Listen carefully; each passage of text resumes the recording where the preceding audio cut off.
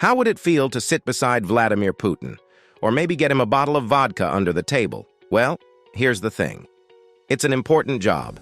Jokes aside, let's see what that career has in store. One thing's for sure, it's permanent. To make it clear, if you're a friend, he will help you no matter what. He risked his position as president by smuggling Shobak out of Russia in his presidential jet, despite him being wanted. There have been allegations and accusations against assistants. You do what the boss says, and so there have been claims that a former assistant has been involved in spreading disinformation and covering up various incidents, including poisonings. Serving Putin is a dream job, but I can't say if there are some things in the job. Well, but the riskiest thing you can ever do is talk to the press. Let's take the example of Dmitry Peskov. As a spokesperson for the Russian government, has indeed been involved in communicating the official positions of the Kremlin, particularly in the context of Russia's actions in Ukraine. These statements were contradicted by Russia's actions when it launched a military intervention in Ukraine on February 24, 2022. Following the invasion, Peskov's statements, as you've highlighted, often aligned with the Russian government's narrative, which included discrediting reports of Russian military involvement and attributing actions to other entities. This kind of information manipulation and denial is not uncommon in conflicts, where different sides attempt to control the narrative to shape public opinion.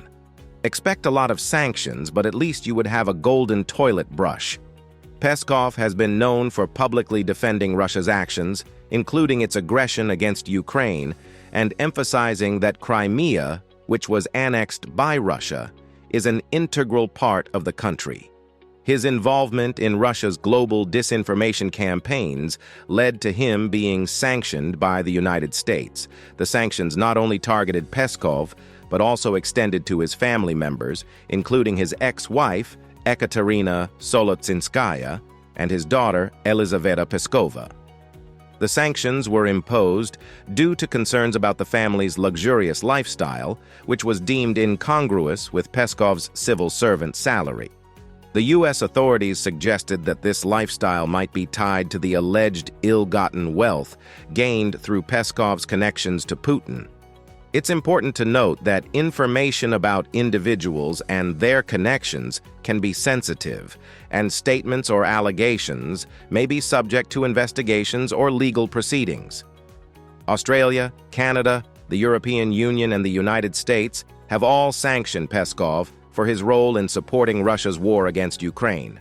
The U.S. Department of the Treasury also sanctioned Peskov's wife and 2 adult children, noting their luxurious lifestyles are likely built on the ill-gotten wealth of Peskov's connections to Putin. But, as an assistant to the Russian modern-day Tsar, you should prepare for a good life with no McDonald's or $200 a Big Mac sold in black. But that probably outweighs the pros.